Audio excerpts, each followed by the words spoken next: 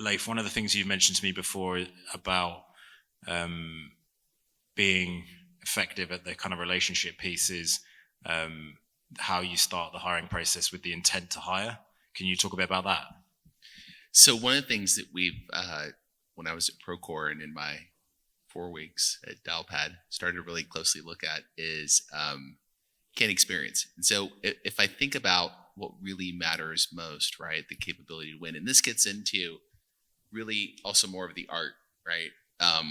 It's really hard when you're thinking about the outcome and you're thinking about creating compelling candidate experience.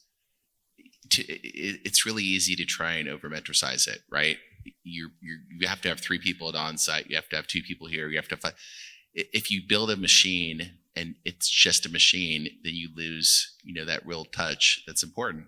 And so as we thought about it at Procore, we thought about it in 3 pillars. The first pillar being really the end of the process, meaning if I get to the very end of the process, right, with a candidate, and I'm at the close and we want to hire that person, most importantly, have we set up the whole experience so that we really have a choice whether we want to hire them, right? There's a lot of times when you're just trying to rush a candidate through to make a hire. And so that candidate experience is really, really important. And we think about the end in mind when we're even starting outreach.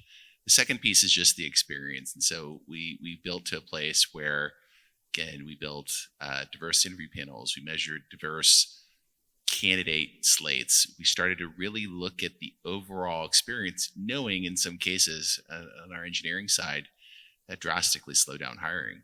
But it was the right thing to do. We were really trying to change the needle in setting up an organization and a team in a way that was meaningful, compelling, and allowed them to really create great outcomes.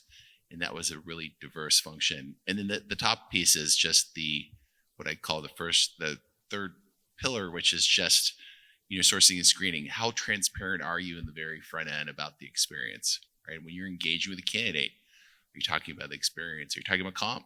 Are you being open about your ranges? Are you getting into, look, this is kind of what to expect, and are you going on the journey with them?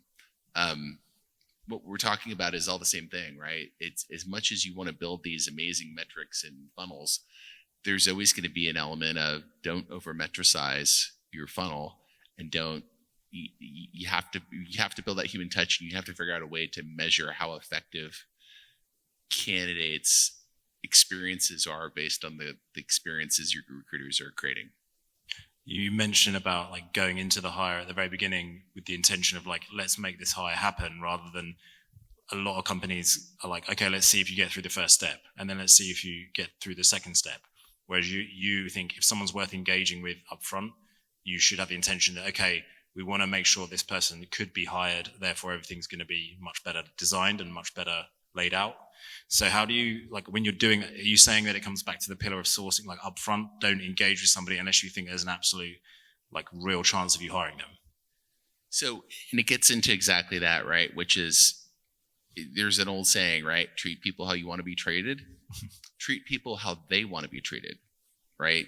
Go a step further. And so no matter what your interaction is, we all have bad days, right? Even in recruiting, we still run into times when candidates aren't what we expect them to be, and we're frustrated and they're wasting our time or whatever the case is.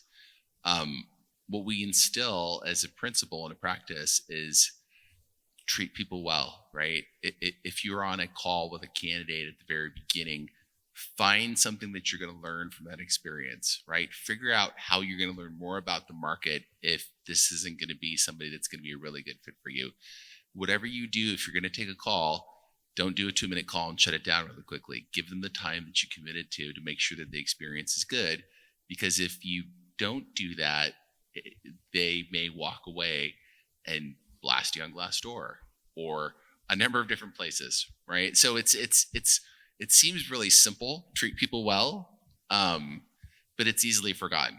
And I've seen it, I've been in the recruiting business for 20 years, and it's really easy to, treat candidates like candidates and not like human beings.